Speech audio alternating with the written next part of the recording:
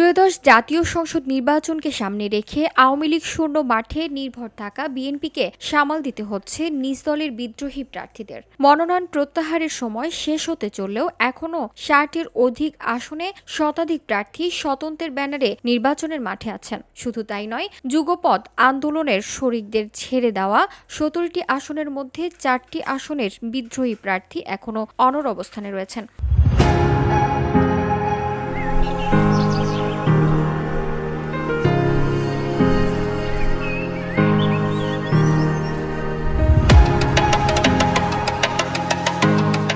তারা শেষ পর্যন্ত মাঠে থাকতে পারেন না বলে জানা গেছে।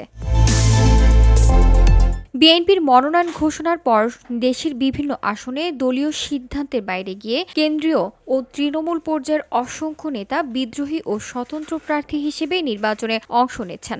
অনেকের ক্ষেত্রে বহিষ্কার ও পদত্যাগের পরেও প্রার্থিতা বহাল রেখেছেন তারা। অন্যদিকে বিএনপির হাইকমান্ডের পক্ষ থেকে বিদ্রোহীদের বসানোর চেষ্টা করা হচ্ছে, তবে এখনো খুব একটা সাড়া মেলেনি প্রার্থীদের থেকে।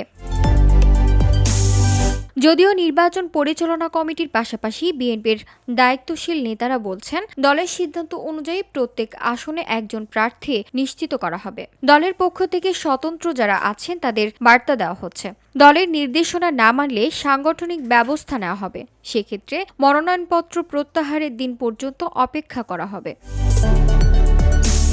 বিএনপির নির্বাচন পরিচালনা কমিটির ভাইস চেয়ারম্যান ও দলের স্থায়ী কমিটির সদস্য বেগম সেলিমা রহমান বলেন, বড় দল হিসেবে বিএনপি থেকে অনেকেই নির্বাচন করতে চান, কিন্তু দলের বৃহত্তর স্বার্থে ত্যাগ স্বীকারও করতে হবে। একক প্রার্থীর বিষয়ে দলের সিদ্ধান্তের বাইরে যাওয়ার সুযোগ নেই।